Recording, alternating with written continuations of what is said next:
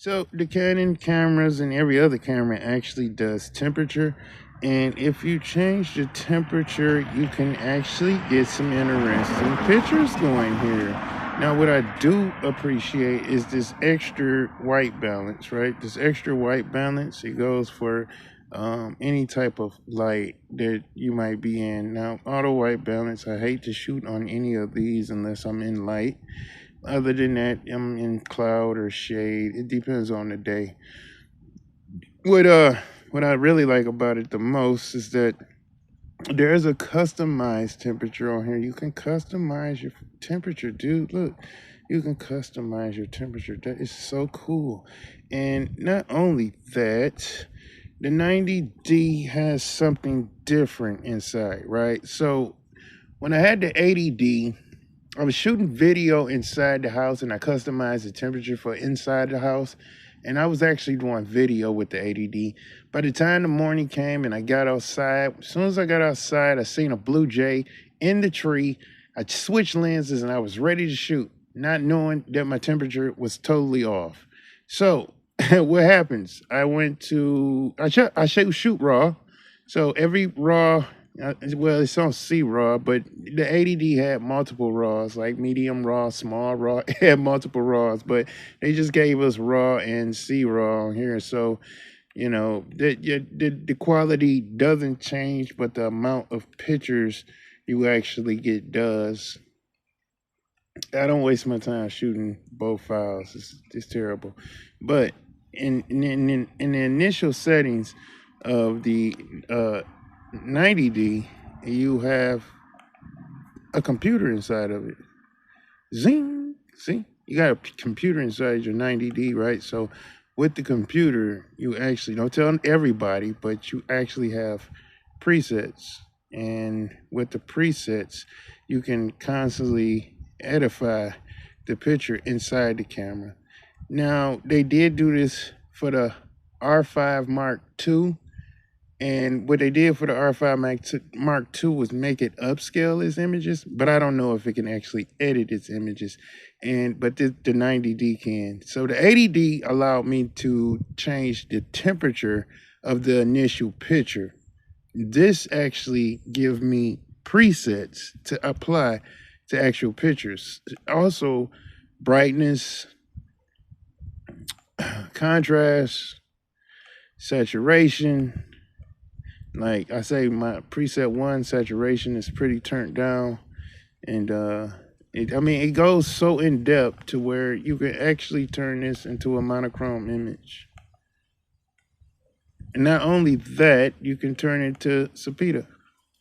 Not only that, you can throw a blue on it, a purple on it, a green on it. You can throw some cheese on it if you want. Color tones. Oh man, we can change the color tone in here. Look at this. Throw some cheese on it. Yeah, we get into the nitty gritty of the 90D, ain't we? Oh yeah, the 90D is special. Now don't let Sony know about this because Sony don't do this. Now the ambering in itself, it affects the color. It affects the temperature of the camera. I mean, of the picture. So that's what I was trying to tell you. The camera does temperature. So you can have like one of the worstest temperatures on it, and you'll get an ugly picture like this. If you got it on shade or something, I mean, yeah, it's a shade or something like this. You can get this picture like this.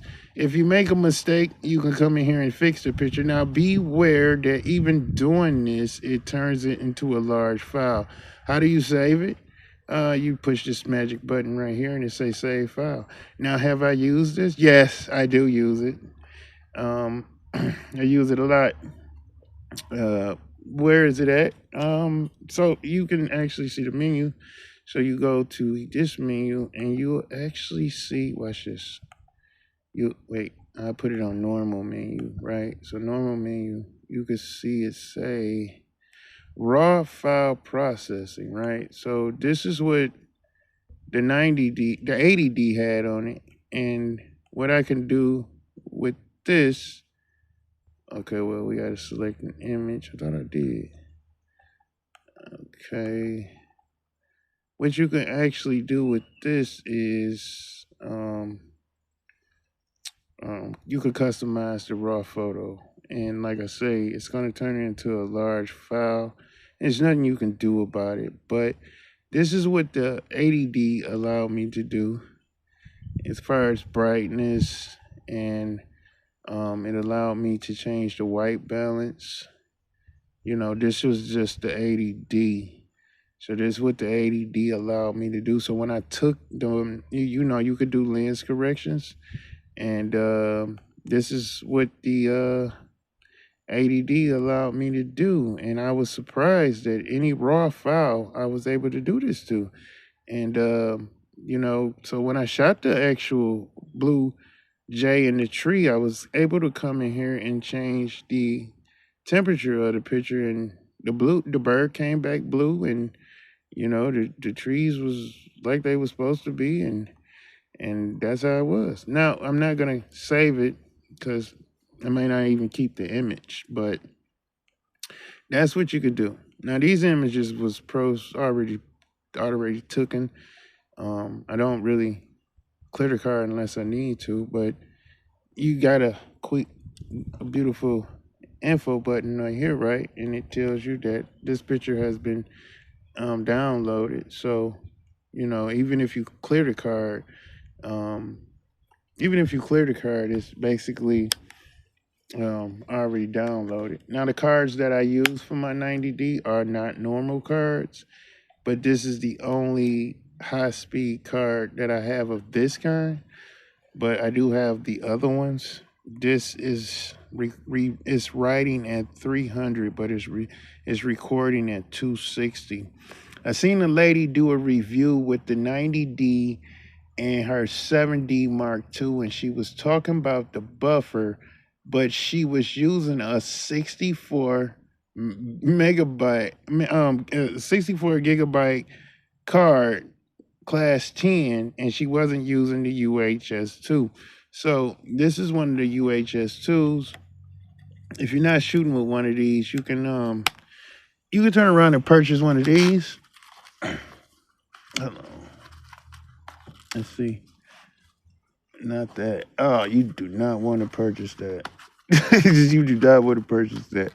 That's not going to get you anywhere. But if you can't afford that one, you can definitely afford this one.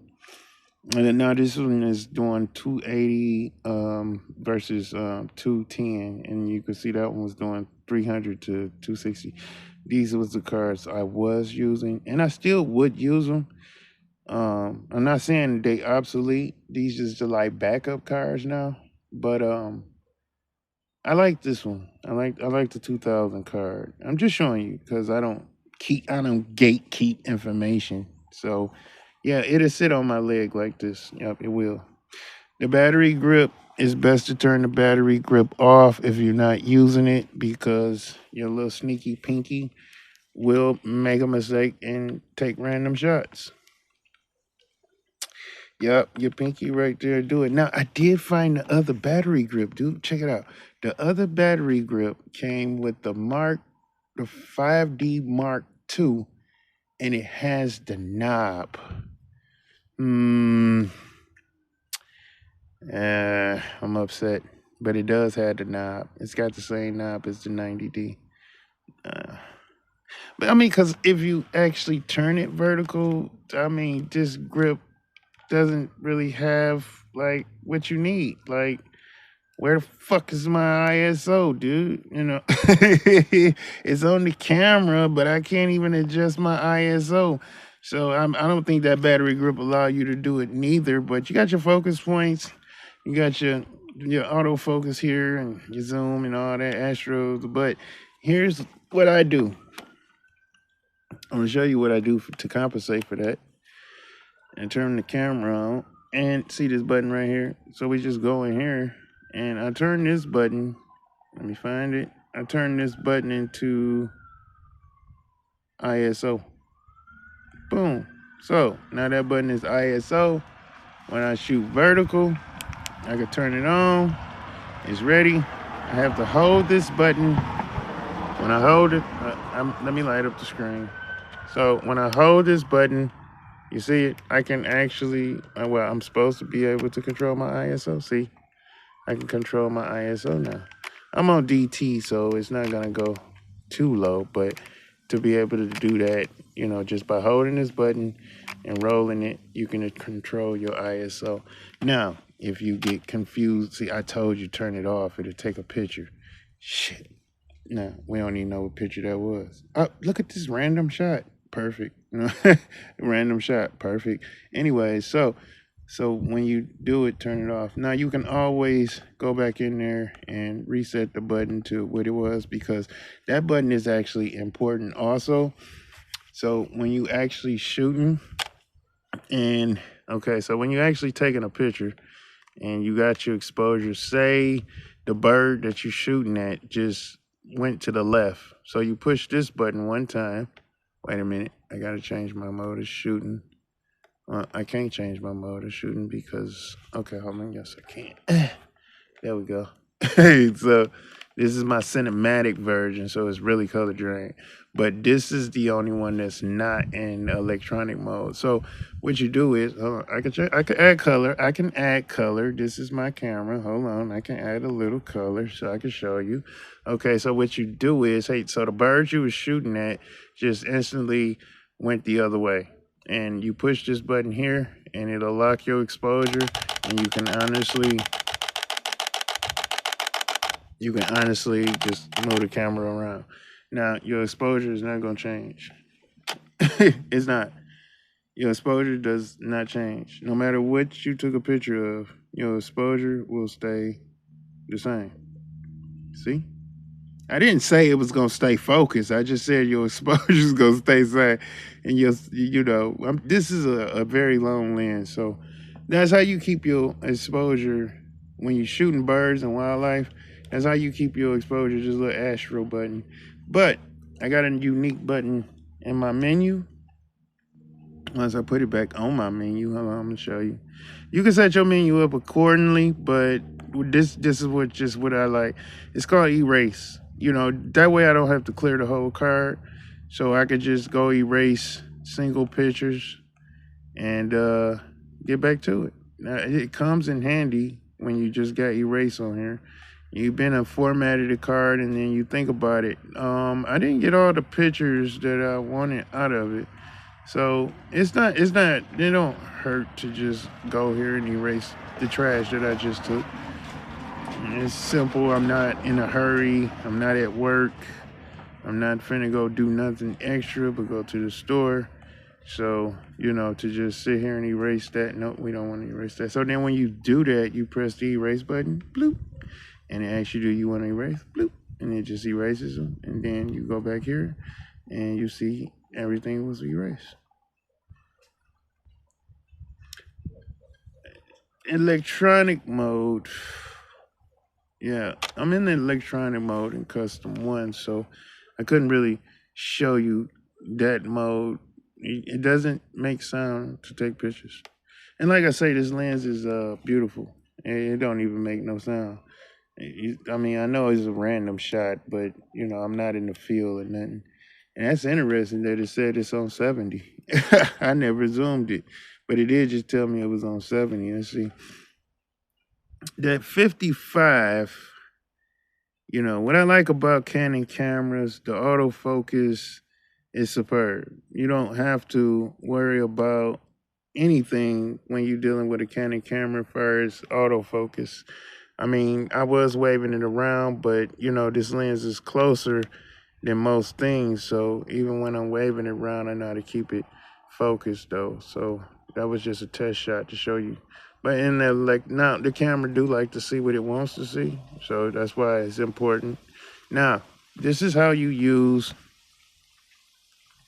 all your autofocus points in the camera, right? You put it on one shot, and then you spread all your focus points over the screen.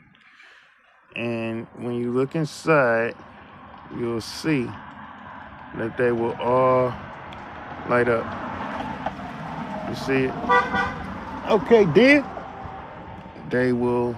Well, it looks very bright in there, don't it? But yeah, they will literally all light up simultaneously for you to do you. Now, if you put it on El Servo, they will track. They're trying to track subjects. Sometimes you don't want it to track subjects. You can see the squares rolling around. It's trying to track a subject. So sometimes I don't want it to think, and when I don't want it to think, I can use the entire sensor to take a picture. It still seems to want to find a subject, but nonetheless, it's going to take a beautiful picture. That's how you use, you don't have to be stagnated by the focus points in the front. You know, you don't have to use those like that. You can actually spread them all over the scene, and you can use the entire sensor to take a picture. This is just me playing with the 90D. I got 2 batteries so it don't die. What's interesting about the batteries is that it actually tells you what it do, bro.